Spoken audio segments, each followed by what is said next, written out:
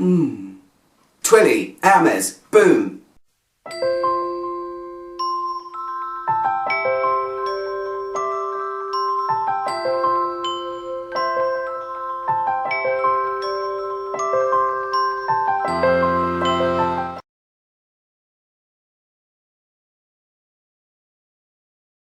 Hi guys, I'm back again. Had a tiny little break. I was really busy and got behind with my reviews and stuff, so I thought I'd come back with a bang and review Hermes' latest fragrance, Twilly de Hermes. For a while I was thinking, what on earth is a Twilly? It's a very strange little word. Obviously, upon research, I've discovered this fragrance is named after the colourful scarves that Hermes sell, and I was just looking them up online actually, and they're really, really cute. So what is this fragrance about? This is one of the latest ones to come out. I think it is the latest one at time of recording, maybe. The perfumer behind it is Christine Nagel, or Nagel, I never know how to pronounce her name, but she's one of the big ones. She created Misty or Cherie, she created Narciso Rodriguez for her, she created Armani C, Jimmy Choo Flash. I mean, the list goes on and on and on. So I really wanted to smell this when I discovered that this was a tuberose fragrance. I'm always looking for a new tuberose. You guys should know me by now.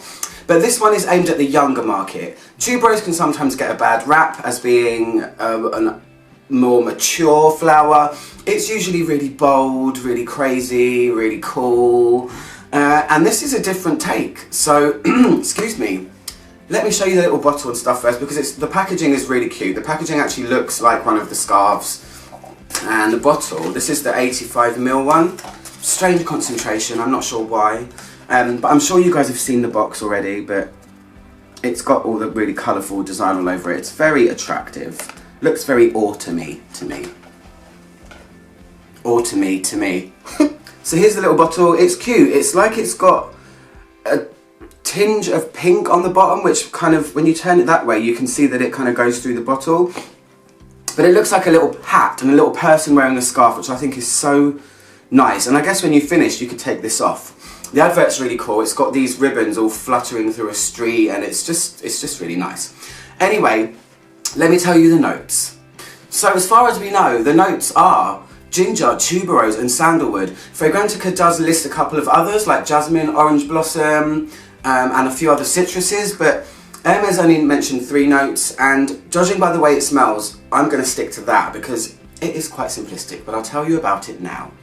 So, it's drying on this hand as always, and as I said, this one is supposed to be aimed at the younger market, a little bit more carefree, so when I heard that there was tuberose in it, I thought, oh, let's try that out. But I can tell you, I was so surprised by this. This doesn't smell anything like I thought it was going to smell, and that's always great, just when you think you know, you don't.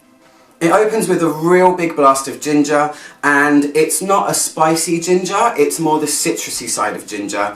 And what it does in this fragrance is give the entire character a kind of sherbet-like feeling. It feels youthful, it feels casual, it feels wearable, and it's almost like it got a fizz to it. A very youthful, fun, playful, fizzy sort of fragrance at first, and it's really nice. I've smelled ginger in fragrances before where it has smelled spicy, like ginger beer, when you drink ginger beer and it kind of burns your throat a little bit. This is the easier to like side of ginger, the citrusy, gorgeous side of ginger. The tuberose in this, I feel, takes a backseat in the beginning, and the tuberose in here is not doing what it normally does. This isn't a bold, crazy, indolic, you know, just really heady tuberose. Everything in here is kind of muted, so it makes it really easy to wear. So casual, and it's really, really pleasant on the nose at first. It's a really nice combination. So I'm also getting, there's a lot of characteristics, even though there's not a lot of notes that jump out, it has a lot of characteristics. So the texture of it is somewhat fizzy on the nose. It's also got a semi-sweet creaminess. The sandalwood in here to me doesn't smell like that exotic sandalwood that you might think of. It's really lending its character as opposed to being a jump out note, and it's adding a creamy woodiness to it. But again, it's all muted. It's like everything has a slight veil over it. It doesn't feel like boom. I was expecting more of an explosion when I sprayed this, and really I was thinking, okay, it's really weird. It almost has like a candy feeling, and I don't mean like a sugary sweet candy like that. It just reminds me of pixie sticks and bits of sherbet I used to eat when I was younger, and that's what's surprising, and that's what makes it feel youthful. And they've really got that right.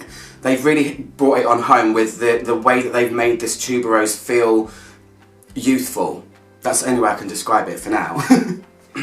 The tuberose for me never really explodes. It always stays in the semi-background kind of thing. I know that sounds really weird, but you know what I mean, right? But once the ginger does back off, the character of it does change and it does turn more floral, but still it feels fuzzy. It has a kind of blanket over it. I don't know how to put that into words, but I've worn this a few times now, and one of the times I was wearing it, it struck me that the character of this fragrance is very similar to the character of another fragrance that I couldn't describe very well that I've reviewed, which is Jean Paul Gaultier's classic Intense, the gold one. It's almost like a fuzzy cleanness, and it's not super tuberosy. I don't know, it's really weird, but really nice. Okay, Hermes have managed to tame tuberose, which is a feat on its own. I feel like the entire composition is understated, have I said that already? And it stays understated. This one isn't a super projector. This one is a subtle, almost veil-like fragrance when you wear it, I think.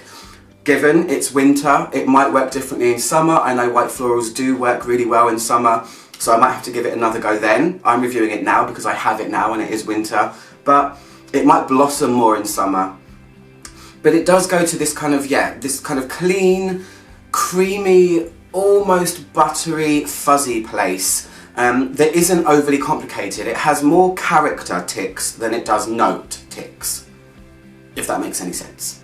It really just dries down to a subtle tuberose and a sandalwood combination. That's where it ends up on your skin, and it does still have a slight clean, fresh, fizzy zing going through it, but it doesn't have that citrusy ginger at the end. It's really just a kind of sandalwood tuberose combination at the end that feels very manageable and very casual and a little bit carefree.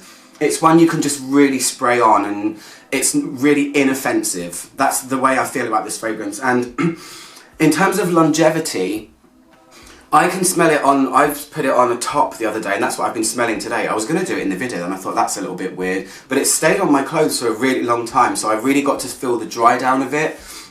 On skin, it's about 7 hours on me, but like I said, I've tested it in winter. As always, try it out yourself. But that's it. It's not super developing. There's not many there's not many notes to make it super morphing. But it's definitely pleasant and easy to wear, and I think it would be a safe gift to give somebody, if that makes any sense. It's like, there's nothing scary in here.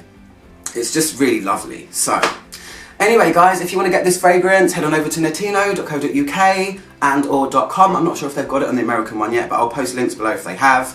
And that's it. I hope you enjoyed this review. I'm Matt Chomino. Click my logo down there to subscribe, and I'll see you guys soon for another video. Goodbyes.